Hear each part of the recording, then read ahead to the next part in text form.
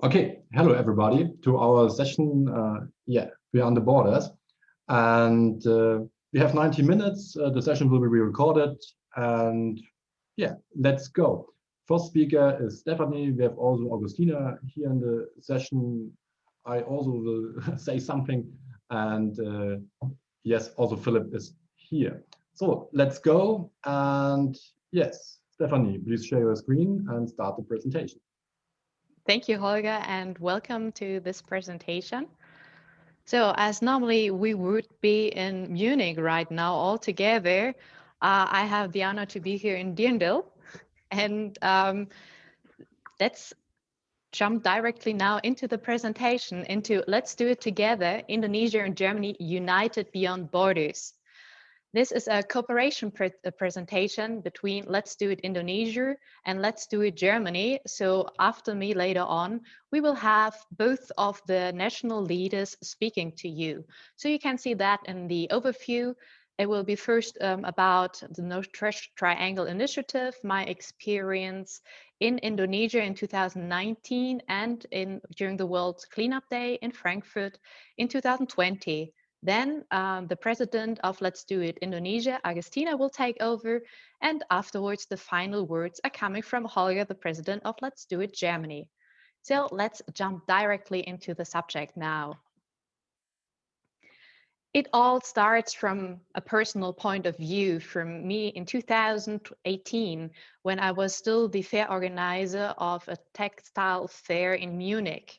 With this fair, we spoke a lot about sustainability, as outdoor people are really interested in environmental projects and issues. And in 2018, the focus was on microplastic. I had the big honor to meet by then two marine biologists from the group of Hydra. And you can see one of those persons here on the picture is Christian. And they presented their project in Indonesia at Coral Eye and explained what they were doing there. And I will show what they are doing to you later on too. So from there, it was just a small step for me to enter the island and to do something myself. I joined them for 4 weeks on a volunteer base and helped them there. So with the words of the other co-founder of the No Trash Triangle, Miriam Weber, so to say, the No Trash Triangle initiative is a project to preserve the environment. But at the same time, the Indonesian-German project is all about connecting, supporting, and learning from each other. It's about transferring and translating knowledge to each other, and it's about implementing and acting together. So you can see, although we are speaking today about waste and how to deal with the future and make it better, it's also a lot about people and working together. So that you have an idea where we are talking about, where we are, the No Trash Triangle is situated at the resort of Coral Eye at a little island called Bangka. And the island is close to Manado, which has an airport in North Sulawesi, which is in the triangle between the Philippines, in the mainland or the bigger islands of Indonesia, and Papua New Guinea. Coral Eye itself was in the beginning a research station for an Italian marine biologist, and later on was transferred from him, in addition to that, to a resort where a lot of divers and tourists are going to nowadays. The No Trash Triangle initiative started mainly like 3 years ago and has so far already collected more than 11.6 tons of waste at the beaches. And the island is really, really small. It has no supermarket, no restaurants, even Google knows no street names there.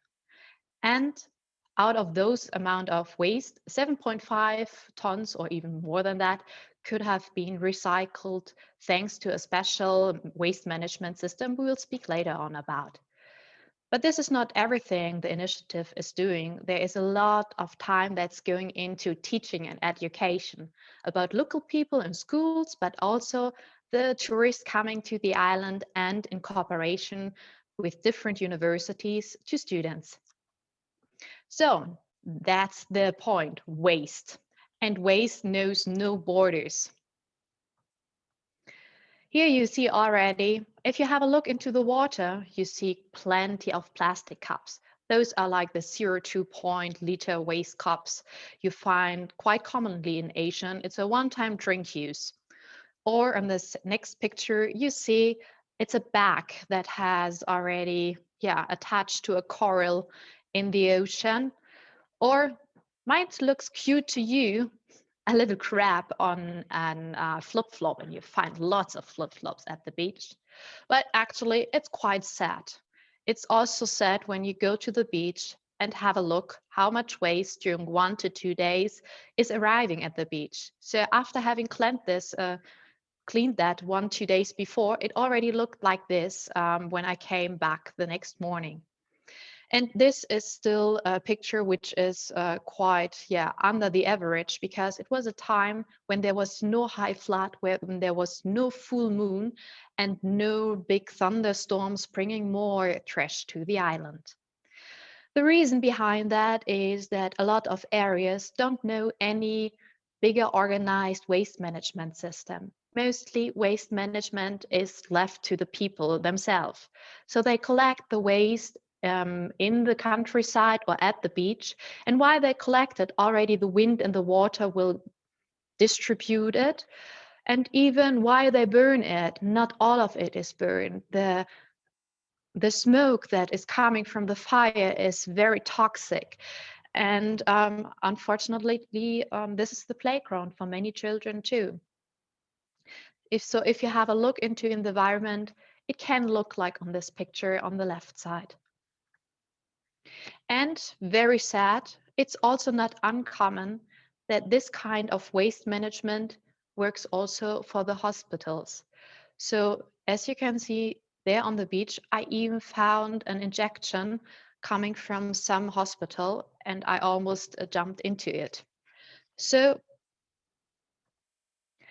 we see there is totally a lot waste going on. And while I was working as a volunteer, I had a colleague, Pius Milnis from Lithuania.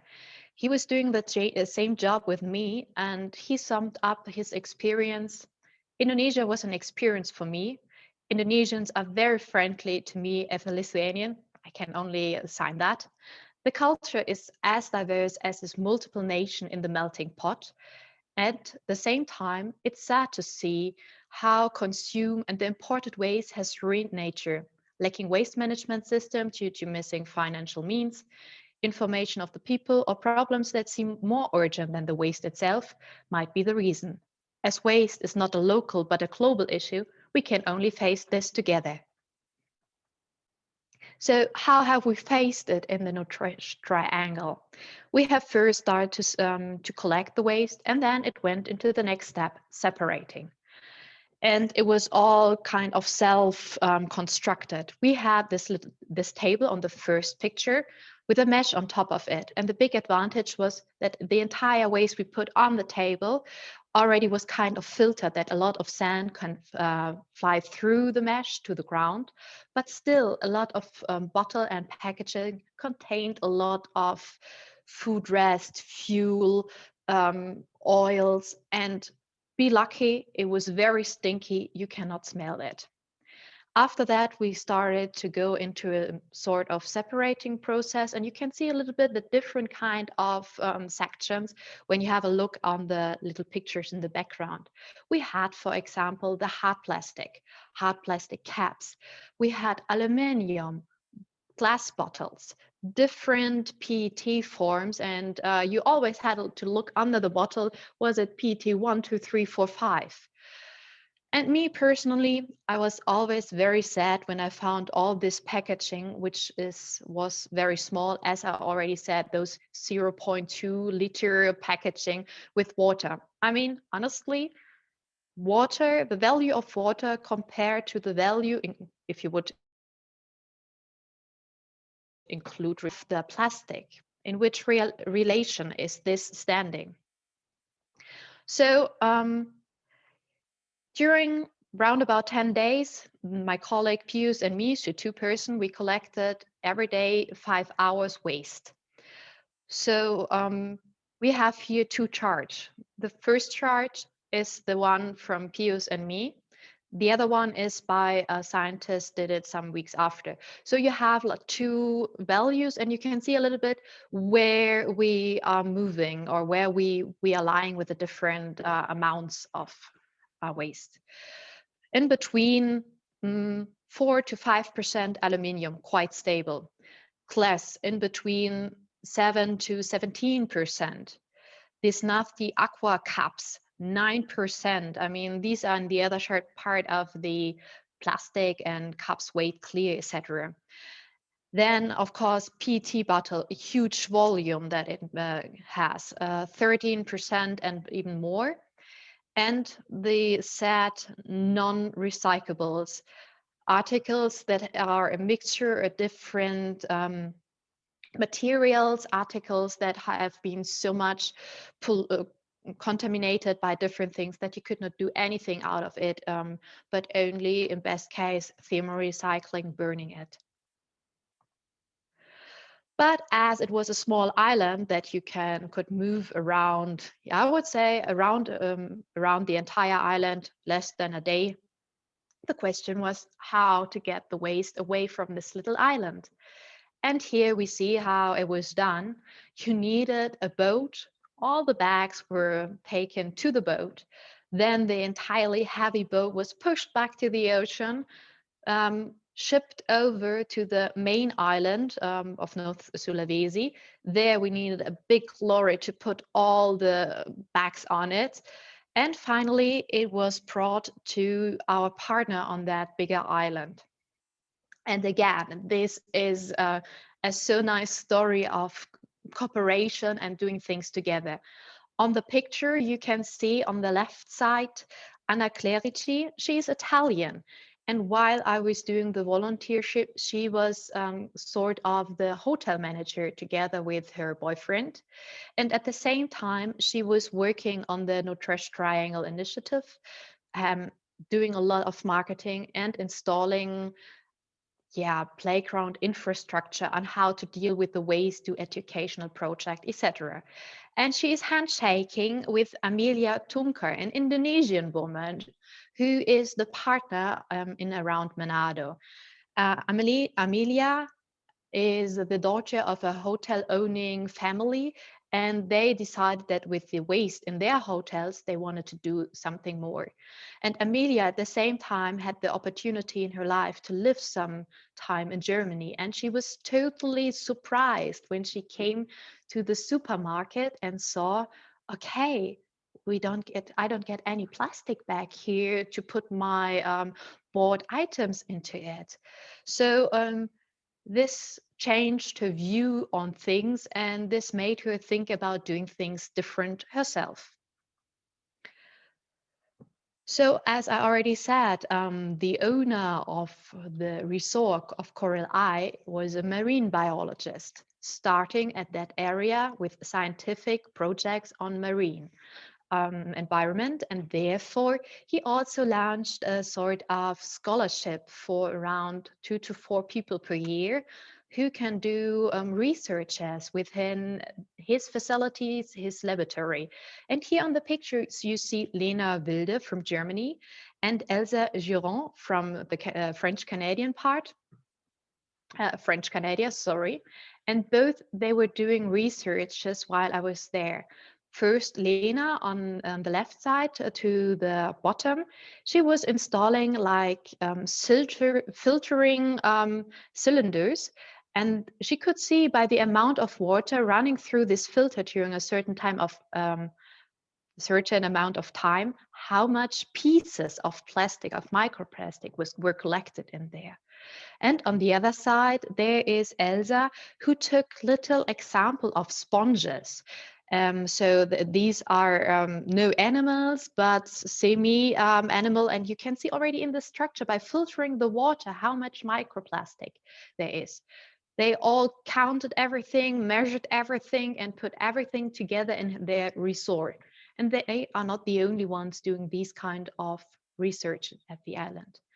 Lena gave me a quote about her job there, and she said, Bunker Island's nature and coral reef are astonishing. I enjoyed them as much as the good research opportunities of the Coral Eye Laboratory. The cooperation between the Indonesian and German university is perfect, even though the level of education is different. But this is at the same time why you learn so much from and by each other. I appreciate a lot the way Coral Eye is putting efforts into the education of the local people on the island to inform about the coral reef. From my point of view, it's a real investment into future. And she is so totally right, because it's one thing to collect the waste, but it's another thing to make people think differently, change the point of view, and lead into a new future. Therefore, also the tourists who were interested could join lectures on the topics. You can see here how beautiful the beach itself looks when it's tidy up. The coral reefs are in a beautiful estate. All experts on marine biologists who were there, they said so. There were entire classes from the University of Munich or the University of Manado, also North Sulawesi, from the other side of the ocean there, who were joining there to see it. And it's the variety of coral reefs who makes the variety of fish and other species in marine life. Therefore, divers who love to see a lot of different things wanted to know more about it. And on the top to the left, Lena told about microplastic in general.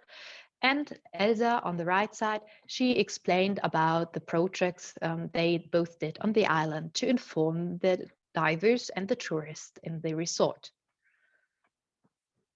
They are not the only one, as I already said. There is a strong cooperation between Manado and Munich, so Germany and Indonesia, also in this project, not only in Let's Do It organization, as we will hear later on. So there are several researches about microplastic, plastic, and what it does to the ocean and the environment. But I mean, every adult was once upon a time a pupil, and this is why it's so important to start as early as possible. And therefore, another pillar of the no trash triangle was the education for pupils. Here you see a one-day cleanup we did with the regional school. You see how many pupils we were, and you see how much waste we collected. It was a matter to my heart that we choose this little beach area in the mangroves here. You have to know mangroves are very, very important to the ecosystem. Mangroves, the roots of them make that while there are storms, the mainland or the island is not transported, the sand is not transported away, and the island will disappear one day. At the same time, the roots of the mangroves are the playground for a lot of species to lay eggs, to have fish babies, etc. And mangrove trees also have leaves transforming carbon dioxide into oxygen. So it's also very important for the CO2 footprint. We collected waste during 1.5, 3 hours. I have to admit, after 1.5 hours, the amount of waste was getting fewer, but unfortunately also the motivation. And unfortunately, even though we collected waste there for so many hours, later on, the drinking bottles the pupils received together with the meal, some of them ended up also in the nature. So there is not yet in all kind of ways the linking between cleanups and my daily routine, my daily action, my personal doing. But we have to say this not only for Indonesia, and this is totally human, and same for Germany. So all the way back home in 2020, when I joined the World Cleanup Day, I had the chance to be part of a cleanup in Frankfurt together with the city of Frankfurt, so a municipality. And here we were around about 150 volunteers. Unfortunately, limited number due to Corona. And no, it's not the reason we are wearing masks because it's so toxic waste, but the situation of that we all know. So you already see by the equipment of people that, yeah, people here, they have gloves and they don't take it directly by hand or so, something totally different to Indonesia. And the other thing is also what you find as waste and how much looks different. In between all the organic waste in the middle, you see like tissues, you see cigarette butts, you see all the little papers from the candy you just ate, or the things that fall out of your pocket or that you throw out into nature. And the amount of waste that came together is what you see on the top to the right side. So yeah, for me, it looked a lot less than what we collected in Indonesia. And again, you always find kind of curious things, like funny things like shoes, but no flip-flops and not so many flip-flops like in Indonesia. More pictures from Frankfurt. Yeah, you see at the riverbanks, waste was also collected. You see our President Holger in action to the bottom. And yeah, again, how waste is measured, counted. So altogether, if I can draw a conclusion and compare the difference between the countries, I would say that in Germany, we do have recycling management, which is not voluntary, but which is in place for every region. And most of the time, it's quite simple. You collect it, you separate it at home, and it will be taken from your doorsteps to the recycling facility, or you bring it to the containers. Unfortunately, this is not the case in all areas. And the area I've spent time in Indonesia, it was the case that there was no organized structure for that, just the one we started to implement. At the same time, Germany is one of the countries that export waste. Yeah, lots of people don't know it, but in the statistics, when you see how much waste Germany recycles, it includes the numbers of waste that is exported, and thereby, by definition, is recycled because it's thought to be brought to a recycling facility in a foreign country. And on the other side, Indonesia is one of those countries that is importing or accepting this waste to handle it locally. You may remember 2-3 years ago, China stopped allowing so much waste being imported. So there is a lot of industry around waste. And as I already showed to you, the sort and the amount of waste was totally different from my point of view. It's a lot more waste that I saw in Indonesia. It's a lot more big packaging, big pieces. But at the same time, it's a lot of one-time uses. In the areas I went to in Asia, it was really common that you have these one-time use directly to consume packaging, like shampoo for just one use, water for just one drink.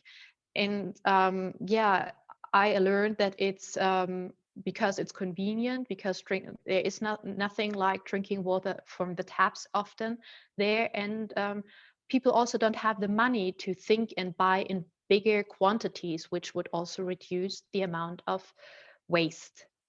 So even so, we think thrown away is away. No, don't throw it away. There is no away. It's all linked and nothing is lost. And with those words, I will pass on to Agustina, and it's your word now. Thank you, Stefanie. This is so cool to see how that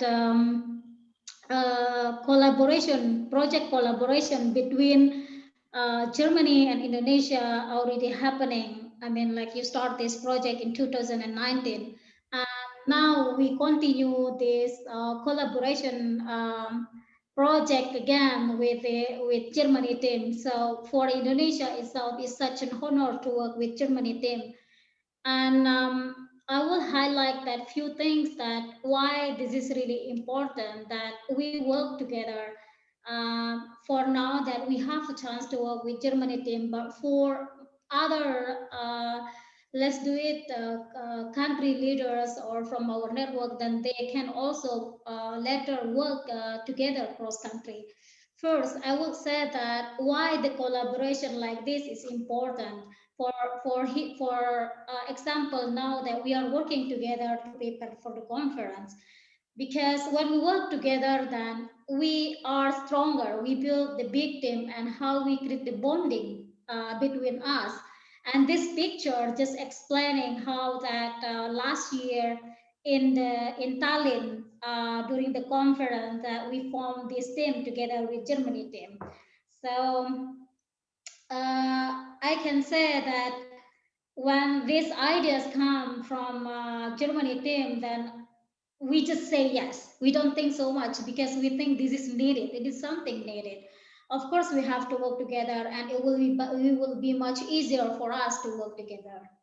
And the second one that I want to share is about sharing resources, because as a voluntary-based organization, let's do it world. Let's do it world movement, and in so many countries that all of us work as a volunteer. We have our own job, and we have a lot of things to do. But beside that, we still use our resources to work for this movement. And in these cases, we found out that there are so many challenges we face, that like lack of resources. Sometimes we don't have funding for our project, and of course, this collaboration between countries or maybe more than one countries. For example, in conference that we also get the support from HK, which is in Estonia. But this opportunity then give us to share the resources that which is we don't have.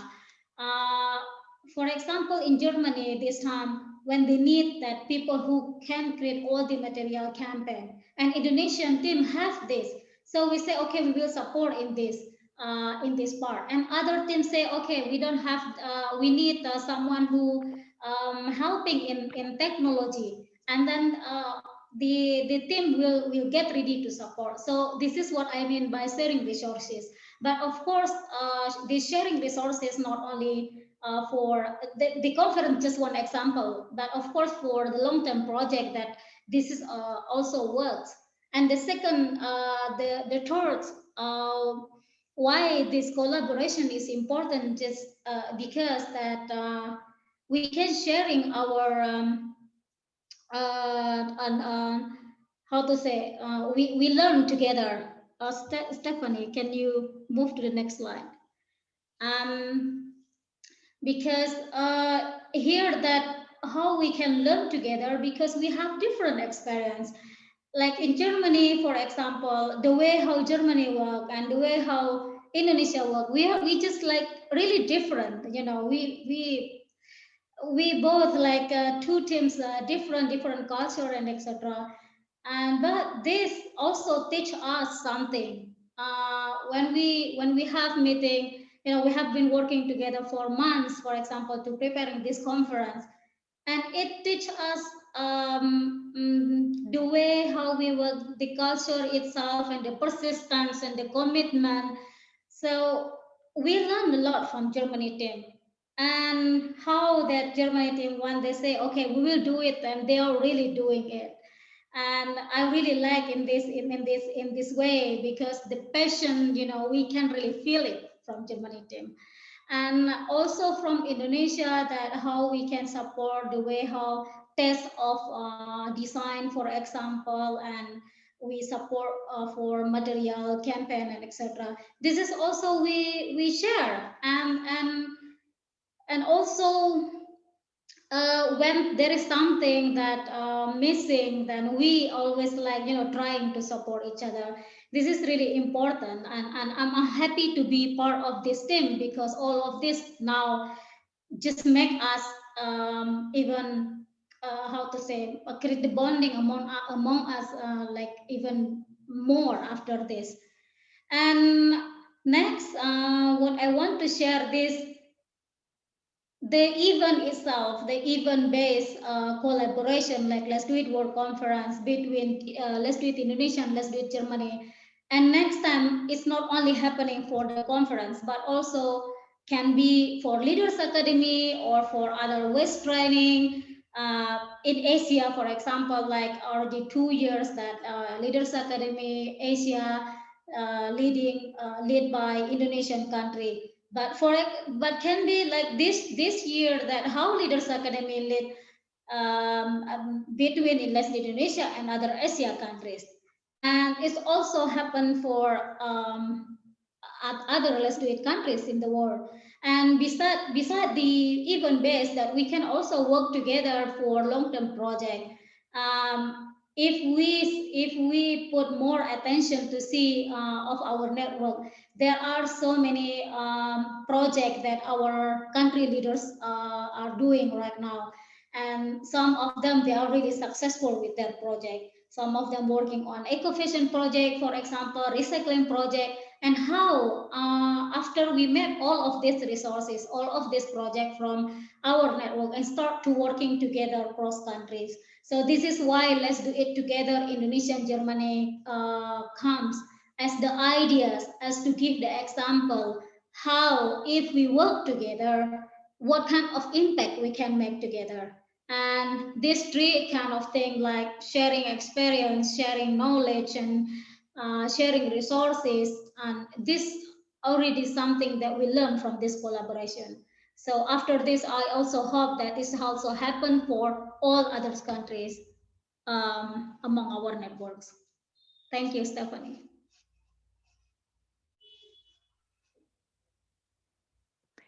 Okay, so up to Holger now next. Okay. Yes. Thank you, Stefanie. Thank you, Agustina, for your amazing words and for this introduction or the result of the first year of the project. Let's do it together. In this case, Germany, Indonesia. And yes, we are in the middle of the success of this first year, because this conference was only happens. It happens while we work together on this way, how we work together. Indonesia, Germany, and also Estonia, in this case, our headquarter, makes a great job. But this is what we talked about. This is collaboration. This is sharing resources, and this is sharing knowledge and experiences. And between continents in our network, it's so amazing. I'm really happy with the first year. The outlook is also really cool. So we have to look also what we can do with our new internet or website platform. Yes, we have a conference system where we can meet us really fastly. Meanwhile of the year, we can make smaller conferences, area conferences. We can delete also. Think about how we can cooperate by the leadership conferences also in Indonesia this year. So we can create easily roundtables fastly and without have fear about some corona or pandemic stuff. It's equal because we are now able to communicate easily on a digital way. And so this is one of the biggest outcomes of this conference and of this project.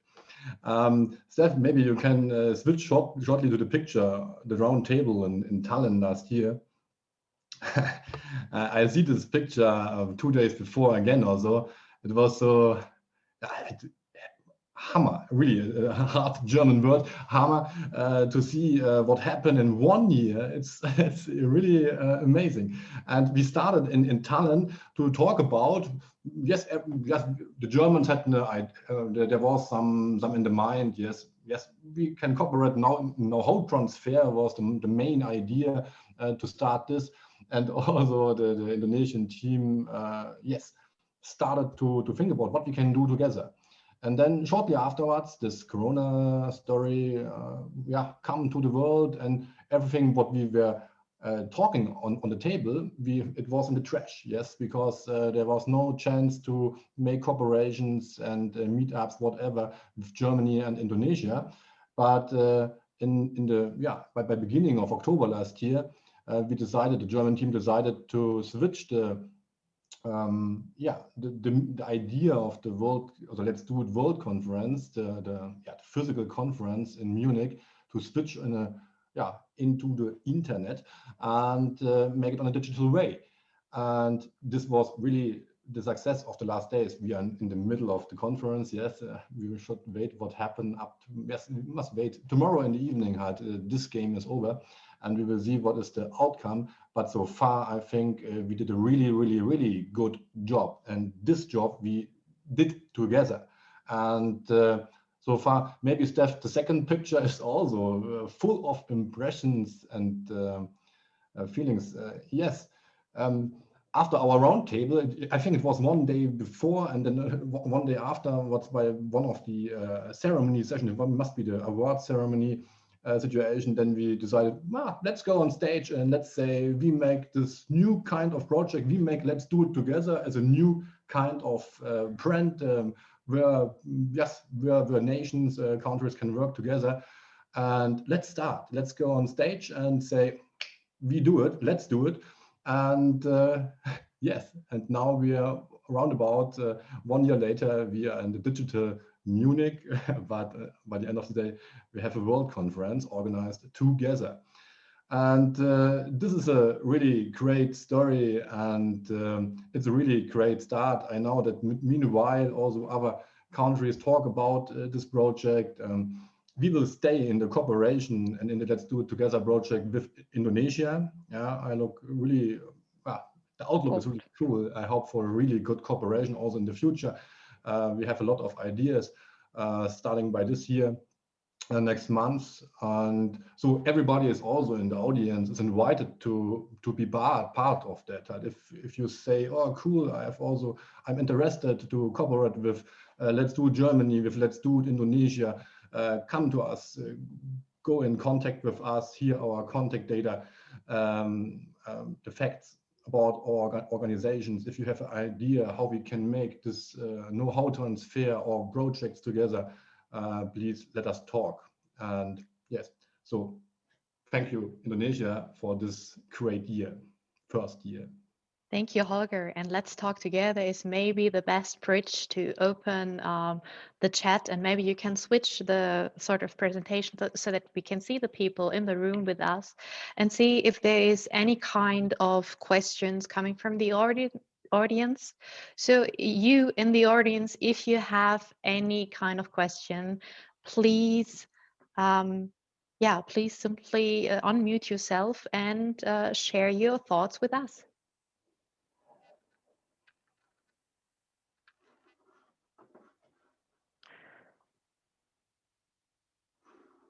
Maybe somebody can also have a look in the chat if there were already asked questions in the chat, but at the same time, still, again, if you want to ask anything. I mean, who of you is thinking to implement a similar kind of cooperation beyond borders between different nations? Has anybody any kind of experience in this case already? What is your experience? Please don't be shy.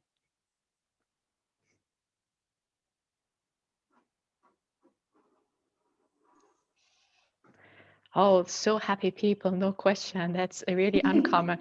I will leave Agustina, Holger. We talk too much now. Everything is already answered, which I can't imagine. So maybe let's be, yeah. Or maybe Stefanie, yeah. Or maybe there are quite a few of Indonesian team as well, I think here. So maybe I just want to say that since next year that we are host for Let's Do It World Conference, so just get ready. Then we still working together with Germany team. So if there is someone maybe from all of you also want to talk something, then yeah, you still have time. Yeah, Steph? Maybe Stefanie, me. I'm Yes. Pandu from Indonesia. Pandu. With pleasure. Of course, Go ahead, Pandu. you are the first when we talk about to create this team in Tallinn last year. Yes. It was amazing that remember back at that time we were together at that cafe with Holger and all Estonian and also Germany team, and we talk about this vision. I never imagined that it will be happen like this, even though all of obstacles, and even though there is a pandemic, but it's really great that we have online event nowadays. Even more, usually people of Indonesia, leaders of Indonesia, not many of us can be able to go abroad to Estonia, to other countries to join on such this international conference. And I saw at the chat room several days ago, and many of them really happy they are able to see all the world leaders. So thank you very much for the cooperation, Holger, Agustina, as the leader of two Let's Do It, Indonesia and Germany, to make it happen. And really thankful for that. Really amazing. So maybe my question is, what's next? What's the, because as we know today we still have this pandemic. I don't know, in Germany, you have the second phase of the pandemic, right? I heard like that. And even Indonesia, it seems not getting any better now, and it's getting worse. Is there, are we going to still wanna have a physical or the offline conference in Indonesia next year, or maybe because of this year we don't able to go to Germany, and maybe the next year will be to Germany first and go to Indonesia? Or is there any talks or any plan for the next, or we want to do it online like this? Thank you that you're asking those question. I would love to share my video with you, but the host is blocking me. So if the host can change that. But besides that, it's a good question. And I think everybody of us would love to hear that next year we are meeting in person. But honestly, nobody can answer that from the moment we are in now. Everybody would love to do that. From my point of view, to be realistic, the chance is quite low, but we don't need to be sad, because now with this internet platform, we have the chance to continue cooperating, and we are not, we are not limited by this restriction. We can be socially close thanks to all these technical solutions we have. And of course, so to talk about communicating and to talking about each other. For example, we have on this platform now the network forum. If you see anybody during the conference you want to get in touch with, you can already find the contact data there. You can go directly in contact with this person. Or, for example, we have all the social media running around now. It would be lovely if there would be a kind of personal linking to each other, personal network, and by personal exchange, there's always the chance that no project, no ideas will come up. And that would be just nice. So we would love to see you next year in Indonesia, but if there is a plan B in case that we can't. Yeah, maybe some remarks from my point of view. First of all, thank you, Holger, thank you, Agustina, for this fantastic cooperation work throughout the last months. I mean, it was, of course, a very special challenge because of the unforeseen pandemic. I mean, if you think about it, last January we sat in Tallinn in this cafe, and there was no face mask and nothing, and nobody knew that there would be some pandemic 4 weeks later. So there's really crazy. And I think we kind of managed it quite well to really build up a cooperation throughout our two countries. Just to give a little forecast on the next conference, I think it's quite smart. After what we learned throughout the last, I think it was 10 weeks or something, where we organized this whole digital conference. It was not quite more time than that. I think it's quite smart to start now to think about a real digital format for next year, and not do the same mistake as we did last year to hope and think and maybe we do a physical conference. Let's just be honest and really try to use what we got from knowledge from this conference, and just make it better for the next year. And I think it's a real big chance.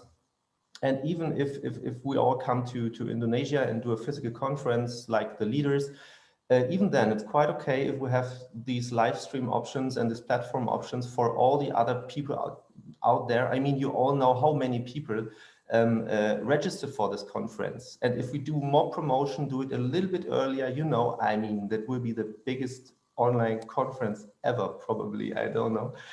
So there are a lot of chances in that, I think. And so I think it's realistic to really try to improve this platform and really to fill it with life throughout the whole year.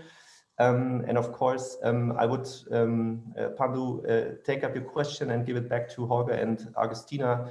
Maybe you can really give a little a glimpse on what probably will happen in the next 12 months with this Together cooperation. What else are you imagine to do? What can we do as Germany and Indonesia after this conference, which ends tomorrow, I think. Thank you, Philipp. Before I hand over to Agustina, maybe also to talk about the topic, the actual data of registrations of this conference is meanwhile more than 3,000 people, and this is what Philipp says. if you have the time to prepare it, yeah, much better, because we have in the last days and days, the days before, we can learn and we can be better with the topic, and we can develop meanwhile 1 year, because if we decide that we go this track, then we have a little bit more time than 8 weeks, because what we do this 4 days of the conference, this is the outcome of 8 weeks, 10 weeks maximum 10 weeks. It's incredible. And now imagine if you have 1 year, and actual data is 3,292 registrations. Another German word, hammer. Amazing. Amazing, incredible. Yes, really cool. Yeah, Agustina. Yeah, I could say maybe, of course, that we have to prepare it online and offline preparation, what we can do. I mean, like for plan A, for example, let's hope the best that Corona will over soon. So then all of us can gather in Jakarta or in Bali, for example, next year for the conference. And we can start preparing from next month after this conference. And for example, the concept itself, we can prepare it as an offline event, but then we can also have plan B as online event.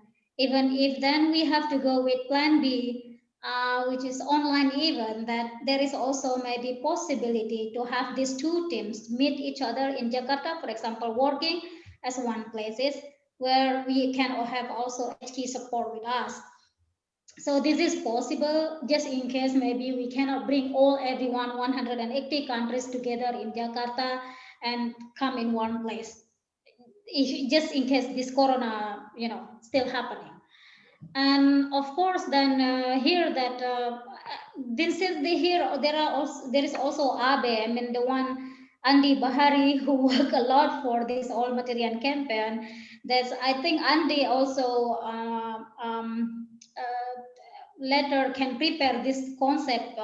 We will prepare this concept with offline and online. But let's see. I think in the middle of June, maybe we can already see the situation, right? I mean, what's happening in the world. So as Stefanie said before, there is no one can guarantee anything right now or can promising anything, as we do also in Tallinn, that we cannot, we plan for everything, I mean, the best that we will meet, but at the end we cannot.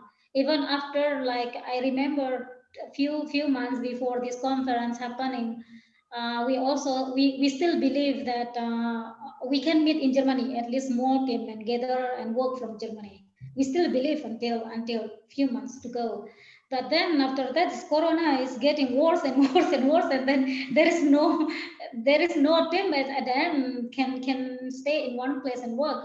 Then Germany team working together in Germany and in Munich, and HQ team in Tallinn, and Indonesian team and also working from Jakarta and some of other cities. So we hope the best. We hope that we will have chance. At least if we cannot gather with all the leaders, at least our team can gather.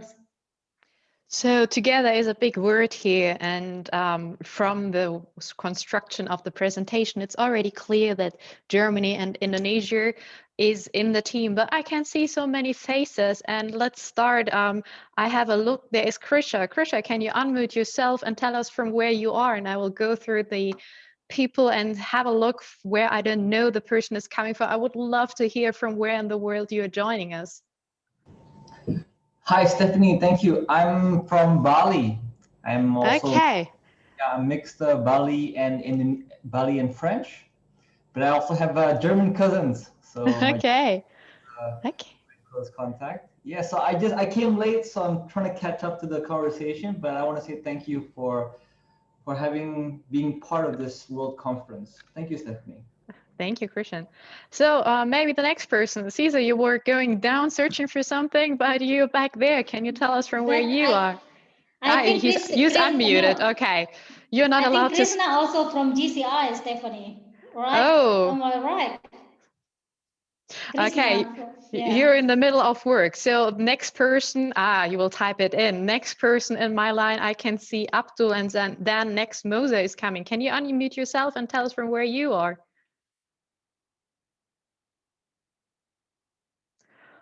Or maybe if Sarah or Moza is quicker, take over the microphone, unmute yourself to tell us where you are in the world at the moment.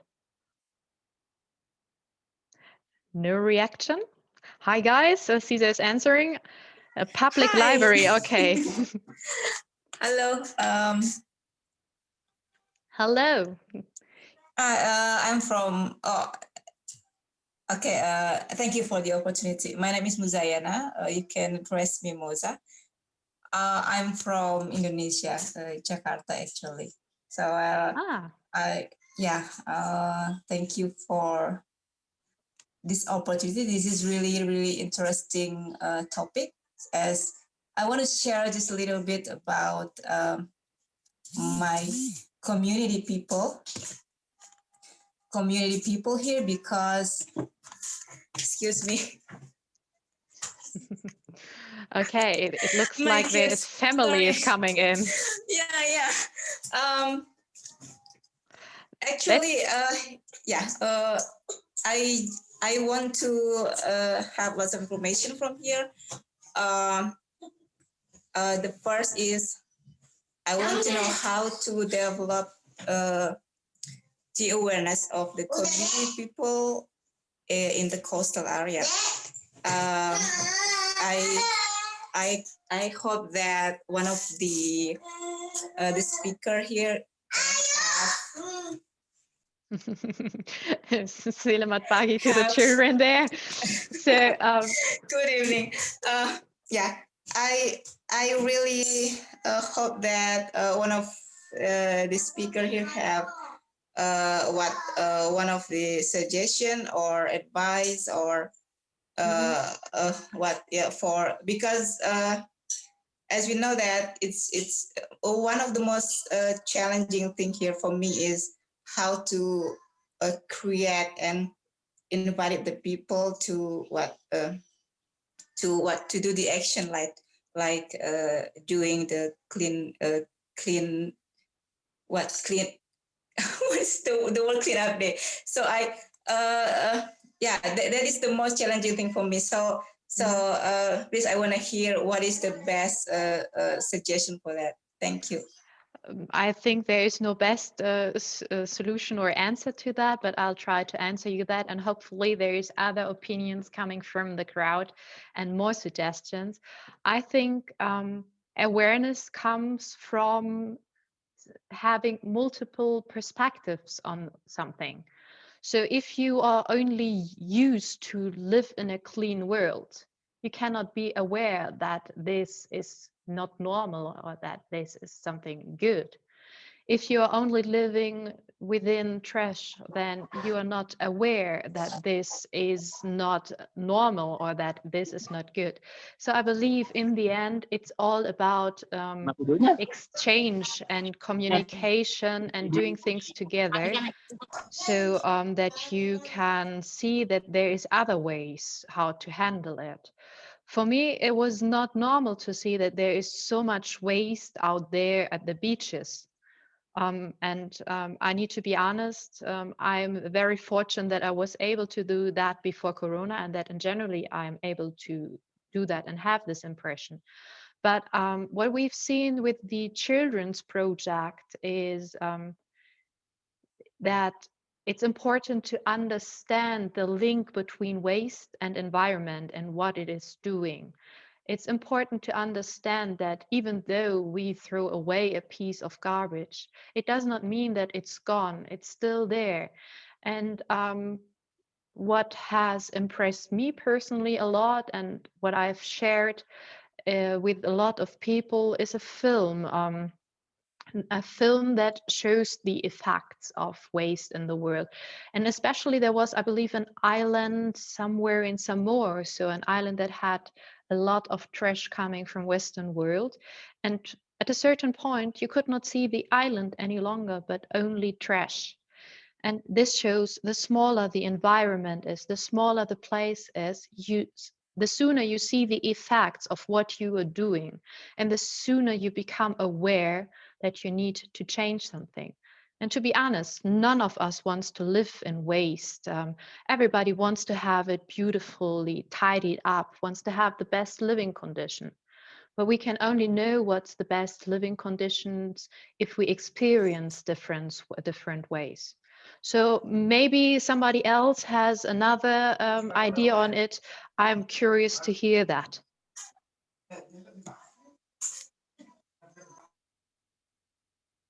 Okay, maybe I give additional. Maybe I will not to give you any suggestion or any recommendation or any advice, because I think you are part of the community of coastal. But we are from Indonesia, similar, but I never met you before, Moza. So maybe as you heard that we will have the cooperation between Germany and Indonesia, and we will we will create the conference as we are as the host, Indonesia and Germany. You can come to us and be part of us as the board member, and you can tell what you know about the coastal community concern, and you can bring it to the topic of discussion. So we will have more answer or best practices that coming from around the world. I think that's the best for us. So come to contact us and keep in touch with us, Moza. Pandu, very great. Pandu and Stefanie.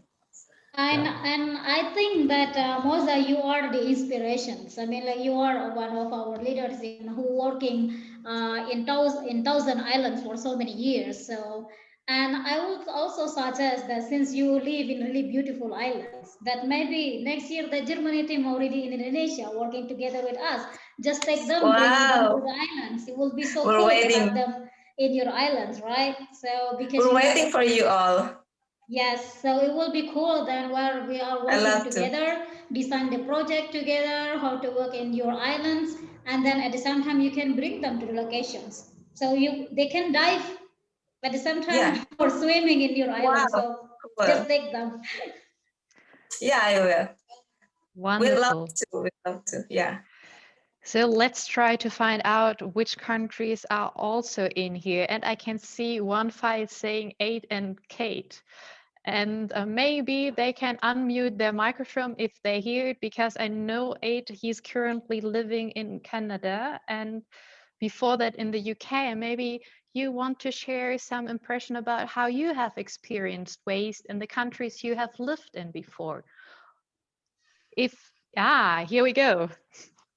Hello, Stefanie. Hello, everyone. Thank you for the conference and the discussions and the insightful presentations. Thank you very much.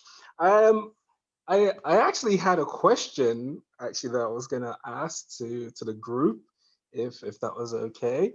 Of course. One of the things I found very interesting on your slide that you mentioned was Germany and lots of Western countries are counted as waste exporting, and the amount of waste that's exported is kind of automatically assumed to be recycled. And I imagine the reality of that And like you said in the video that you saw, is that a certain percentage of that waste actually isn't recycled. And as this is a conference or a topic about the different countries working together, Germany and Indonesia, one being a waste exporting and one being a waste importing country, is there some strategies or some approaches there with that teamwork to reduce the amount of waste exported from Germany to Indonesia yourself? Is that like a future plan thing? Is that a strategy that could be effective? It was just an interesting point that I picked up on in your presentation. I just wanted to, ask that question. Maybe, thank you for your question. Maybe while waiting that the other people think about it and find an answer, I think Philipp already unmuted himself, and I think you are the hero of numbers. I wanted to pass the word already to you before you unmuted yourself. Go ahead, Philipp, please. Thank you very much. That's a very good question. And of course, you put the finger really into the wound, I think.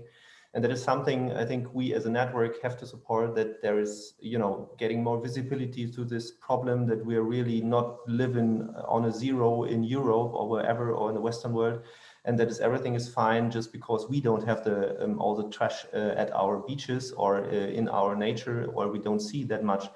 And that is, of course, exactly one of the reasons why we started this project with this Let's Do It Together. Because we as Germany, we're doing a lot of cleanups, but to be honest, what we find is nothing in comparison to somewhere else in the world, like in Indonesia at the beaches. Germany is quite clean in relation to other places in the world. So of course it's, dirty at many places, but not as much as somewhere else. And as was mentioned in one of the slides also, of course, in Germany, we do have a very, very complex waste management system and all of that. And, maybe the thing with the bottles, you can give back and get money for that, and else everything is organized in Germany. And what we want with this project is, of course, being responsible, accepting that we are partly responsible for what happens in other places in the world, for example, in Indonesia, and try to support finding a solution and getting some awareness by starting this partnership and trying to start some kind of know-how transfer. Of course, we don't have, that would be too much to say, a clear strategy how to find a solution, but I don't think that this is the issue of a network. We want to start to getting in touch to one another, and we want to start to match those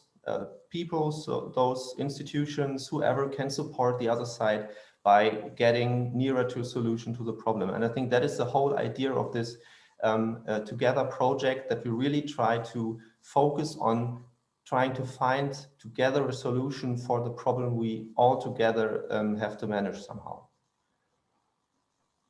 Thank you very much, Philipp. Thank you, both of you. So anybody else who has a different triangle, different point of view on that matter or in question?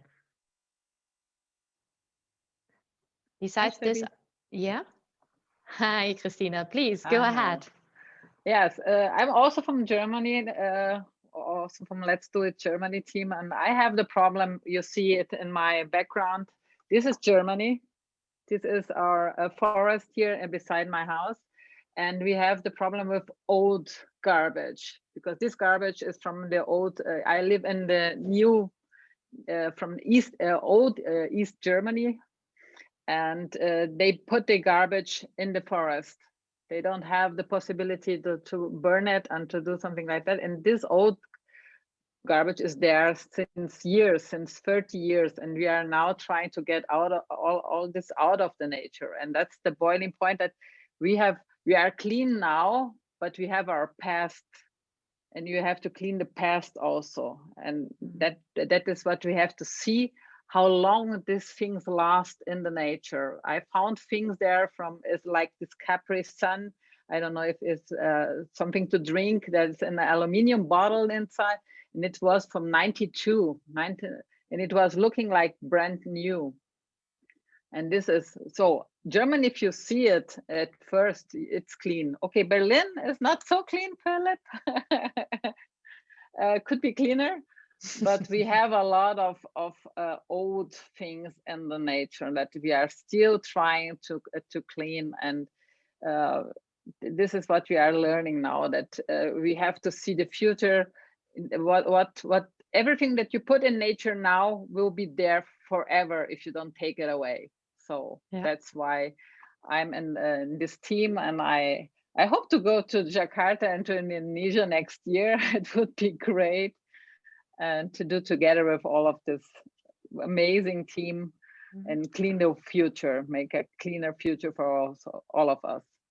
Thank you, Christina. And this is totally true. I mean, yeah, we started the consumption of mass products, but without having the solution on how to handle the packaging afterwards. And still today, consumption is motivated by more and more marketing, but yet there is not the answer to all. And we had a really nice question from Christian coming in. How did the clean and neat culture start in Germany? What it through education or finance? And here again, from my point of view and my life, I would say the last more than 30 years, I only know Germany as a country where more and more different kind of waste sorts were defined and handled differently. This is still an ongoing process. I know that there is now new initiatives in politics to also handle the waste coming from clothes or the garment waste differently in the future. So far, we collect rest waste, glass, aluminium, plastic, paper, organic waste, and clothes. Well, and still it's more or less a thing that's done quite regionally. So it's not all the same for every country. I believe what has changed everything is maybe two things. For German culture, we have the reputation, the stereotype that we are very everything needs to be structured order. German language is considered to be very harsh military thing. So Germans are known to be quite everything has to be in order. Maybe it's one point that we like order, that we like structures. But the other thing is Germany is an industrial country, and we are exporting a lot, and we are also thinking very economically wise direction, so that we see not only waste as something wasted, but also as a potential value thing that you can reactivate. And if you're living in a country that has no real resources by definition, so yeah, we have coal, a little bit of mining, but we could not produce even not enough food for the entire population in Germany, then we have to think differently. And Philipp can underline this with other thoughts and facts. Thank you, Steph. Maybe just two additional aspects. One is that, of course, Germany is a very, very small country. That is something you never should forget. We're just, in comparison to any other country, quite small. So if there are a lot of people living on a very small place, of course, you earlier start to manage some things that trouble you. And the next thing is, I think it has to do a lot with the cash you have, the money you have, the wealth you have in a country. To be honest, I mean, it's the same in Germany. Of course, most of the people buy cheap stuff, packed in plastic at the stores. It's the same like everywhere else. But if you have enough money as a society, of course, you are able to say no to cheap stuff and plastic wrapped stuff, and decide to be more ecological and else. And I think that is a very important part. And I think we see that if you look at the world map and where the waste countries are, countries where only where the beaches are not very tidy and else, that it has to do a lot with how much money they have in a country, how much industry and else. So I think there is quite a correlation, and that is, I think, something we have to try to find a solution to. And again, this is exactly one of the parts or the ideas behind this Together project, because in the end, why shouldn't we as Germans or Europeans, why shouldn't we support directly or more focused the cleaning up of Indonesia with state-funded money, with European Union funds, with whatever there is, and try to really find a solution for that. But again, last remark on that, I mean, of course, we do have a lot of litter boxes in Germany for nearly everything. We have another litter box, but in the end, I think the question is to reduce waste, not to sort it. And I think that is something we really have to be much stronger. And there we are on the part of technology and modern enterprises, which we discussed yesterday in several other sessions, that we just need another mindset and another solutions for not creating so much waste as we do right now. And I think that is something where Indonesia and Germany also can benefit great from one another, and where we can build up strong partnerships and strong relations on probably an economic or business related level. And that is something, of course, if it's possible that we somehow can manage that we, as Let's Do It Together, those both countries really get a first step or get the right partners to one another to start to find solutions for this problem. But Philipp, that's a very good point about reducing as a key step. But I'd like to talk a bit more about what Stefanie said about putting value on waste.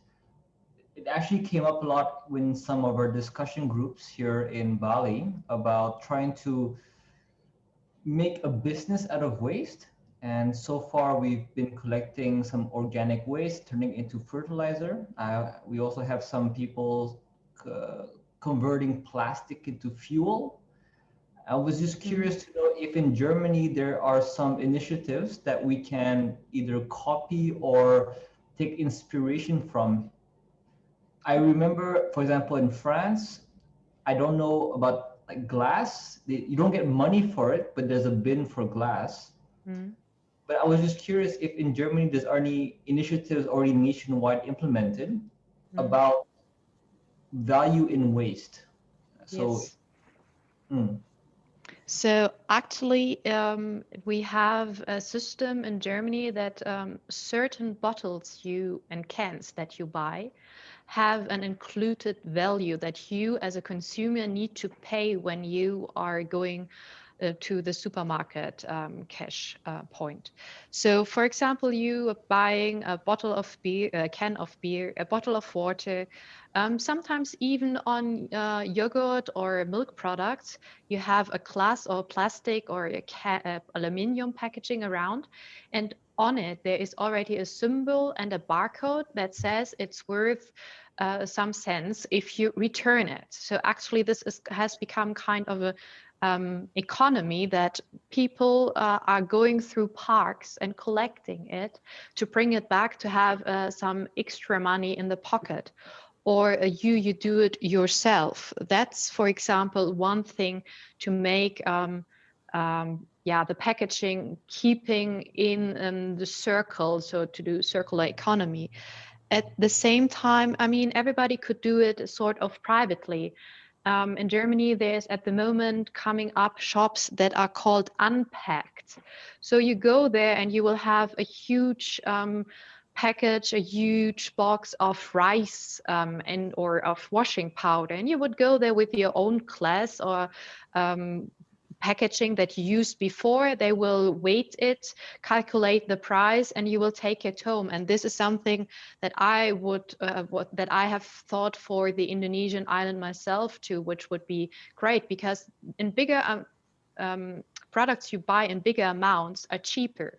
If you forget about the packaging, which costs also, then at the end, every person individual could buy for fewer money. So these are already two examples that I see. Or what we do a lot here is so-called second-hand shops for clothes. You donate them or you sell them to a second-hand shop. You go there and you can buy them.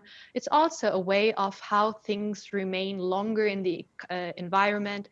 We have so-called repair shops. This means there are people who are experts in certain fields who know how to repair a television, who know how to repair the trousers. So people are helping each other, and there it's really important to have a platform and a website, for example, where you can find these kind of addresses.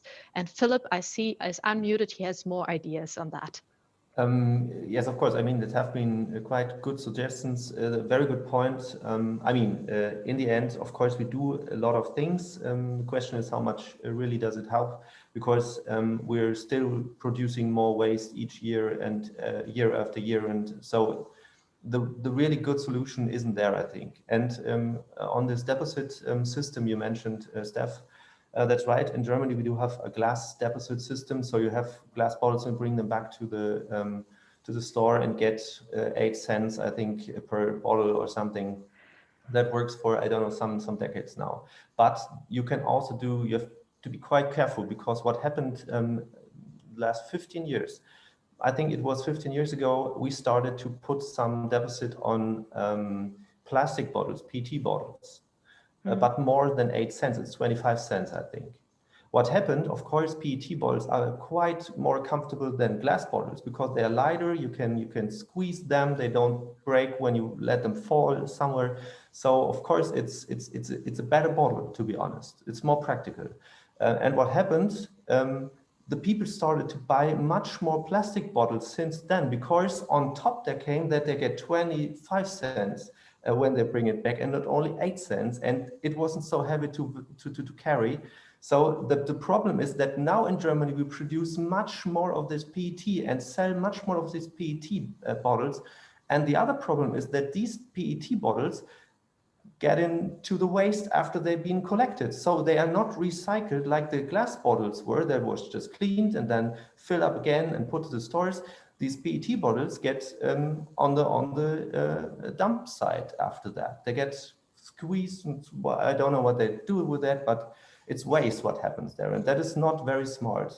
So yes, we're mostly structured with German, but not always smart in the end by what we do, to be honest. And that is one of exactly one of the problems. But of course, the deposit system is quite a good idea. I heard something from, I think it was Roma, before the pandemic, last year, beginning of last year or something. They started to do some kind of deposit system where you can take those little PET bottles. They sell there, of course, too, with water in it and else, and they just lay around in the city, and this is not good looking, even not in, when the Pope is walking through and else doesn't look good. So they build up some machines, like vending machines, more or less, and you can throw in your plastic bottle and get some cents for that, and you can buy with that your ticket to the metro. And that was quite a funny idea. So it was not like in Germany, everything structured and you get 8 cents and everything, yeah. But it was the same thing, just to try to bring the people to do something good for themselves by, just this little move. And I mean, that is exactly what our network does. I mean, the World Cleanup Day is so simple, yeah. Every child understands what it's about, yeah. You see litter, pick it up, throw it away, that's it. That's the whole idea of World Cleanup Day. And these simple ideas we need. We don't need any complex systems and mathematical formulas behind it or something. Nobody gets that and nobody will follow that. We need simple ideas. And I think there is a lot of possibilities to really try to make it easy. And I totally understand if you sell in a store at a beach, I'm thirsty, it's 30 degrees Celsius outside and I want to drink something. I don't want to carry around 1.5 liter bottles made from glass, for example, like 3 kilos or something. So of course I take this little 0.2 plastic water cups and drink it, and then I have the waste. But that's totally human, that's totally okay. I totally agree with that. if we don't want to see the plastic waste in the nature after we drank something out of these little cans, then we need to change the cans. We need to find another solution. We have to find some products that are not waste after use them, but to be recycled or organic or whatever. I mean, there's so many possibilities, and we, I think, as a network, need to give room for discussing those ideas, discussing those probable solutions, and probably making a business out of it. Because in the end, it's all about business. So and motivation. And exactly. Here comes the question of Shirley that was asked in the chat room: how to make other friends more interested or more care with trash in the planet, because I think not little me ignored with trash. Okay, and this is in between of what Philipp just mentioned and a couple of other ideas.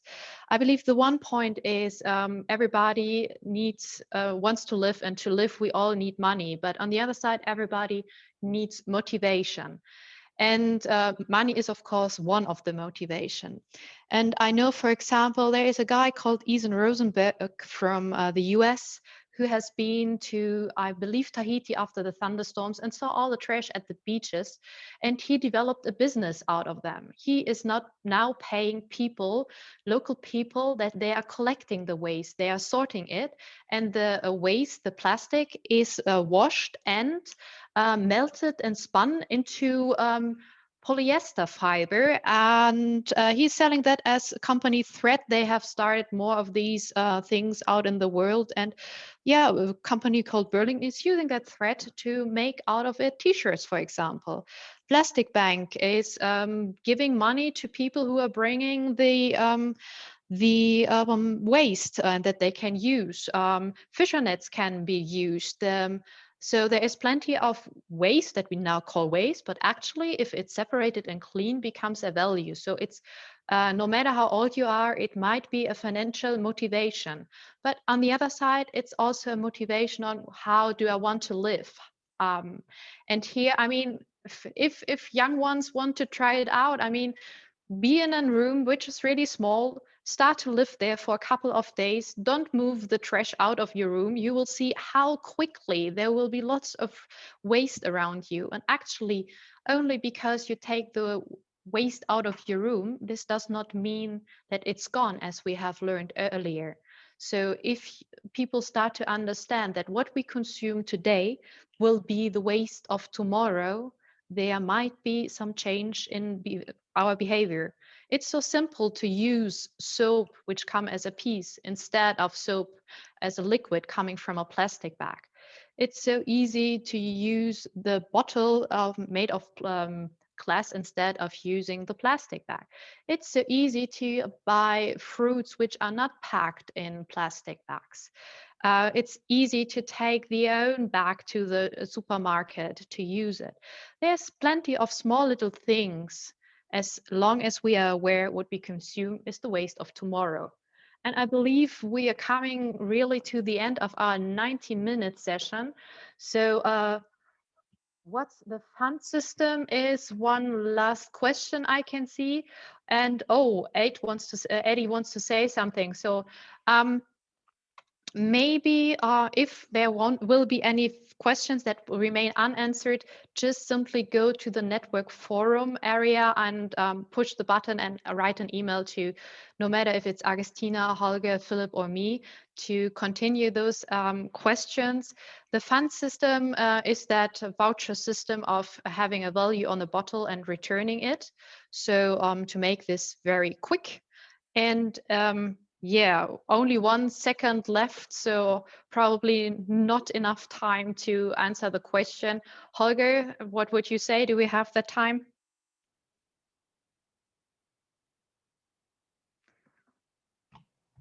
Yes, we have. Okay, Eddie, so unmute yourself to answer your question. Sorry, yeah, it was just more a comment or a reply to the question posed on the chat that's kind of kicked this off with, was it education or fines for the clean culture? And I just wanted to add a commentary onto that. I've been fortunate enough to live in the UK, in Germany, and also in Canada. And you kind of see the same systems across those three countries. So in Canada as well, there is also the bottle deposit system, where you pay an additional fee, and then if you take the bottles back, you get that fee back. There is the drive for reusable shopping bags when you go shopping, and a lot of stores ended up actually having you to pay if you wanted a plastic bag from the shops. So I think there were a lot of strategies, or like common strategies, around either incentivizing people to recycle, such as the fan system, or trying to put a small fine on it, such as having you pay for a shopping bag. But I think for sure, from my experience, the biggest was education. It was the information leaflets. It was the ads on the TV. It was the articles on the internet.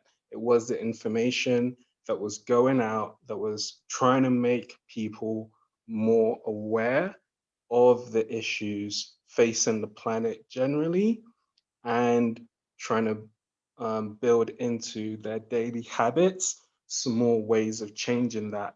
But again, I think to Philipp's point, some of the strategies that ended up being put in make people feel like they're doing something that's like better and improving, but the net result is we're still generating more waste. So I think there isn't, exactly to the point, there isn't like, oh, this system works super well. But I think the main thing about educating everyone in all over the world makes those practices more palpable to people as they become more aware of it, and drives new innovation, such as the bulk buy shops, where you can go in and you can buy stuff direct and put in your own packaging, and things like that. So I think from my note of kind of like England and Germany and Canada and the different systems, but the thing that was in common is just people's awareness of the problem, and it almost becoming like a positive thing to try and change their attitudes towards it. And I think the next thing is actually, promoting reducing more.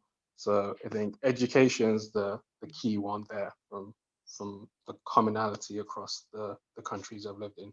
Thank you. Sorry, that was it. So last words go to Holger, because we are already running out of time. Yes, okay. Thank you, everybody. We hear a lot about the new Let's Do It Together between, in this case, Indonesia and Germany.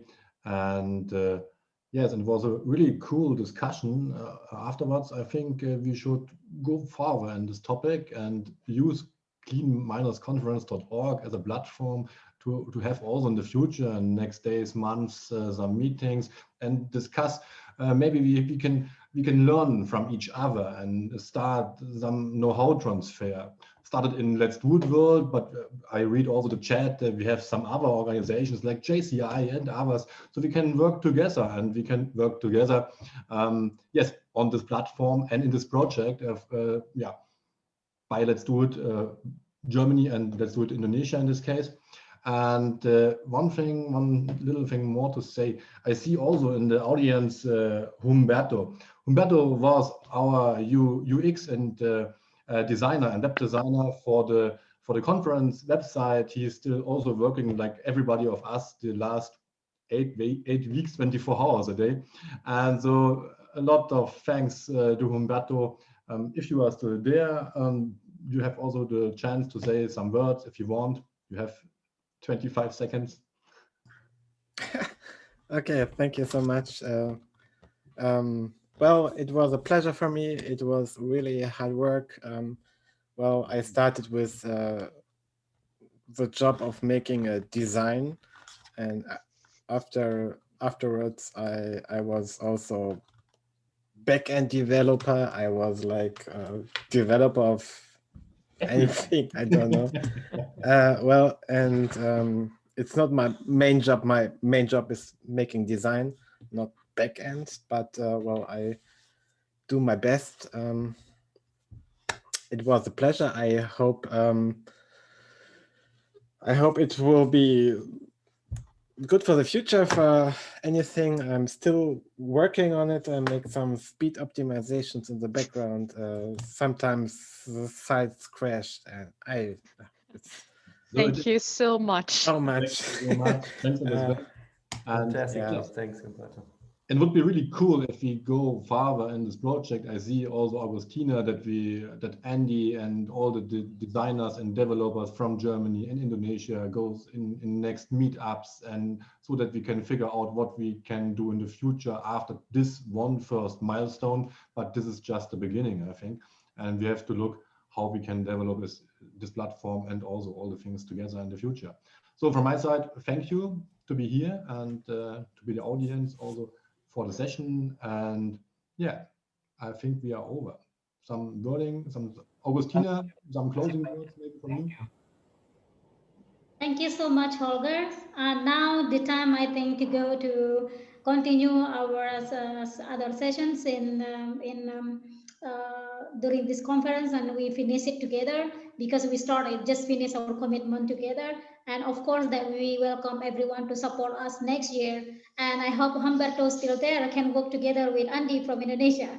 It would be cool if you both working together as a designer team. So yeah. It will be a pleasure for me. Thank you. Danke. Oh, nice. So then.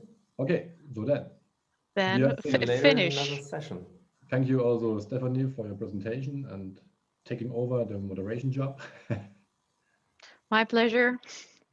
See you all during the next sessions. Have a nice day. Bye-bye. Bye. Tschüss. Ciao. Ciao.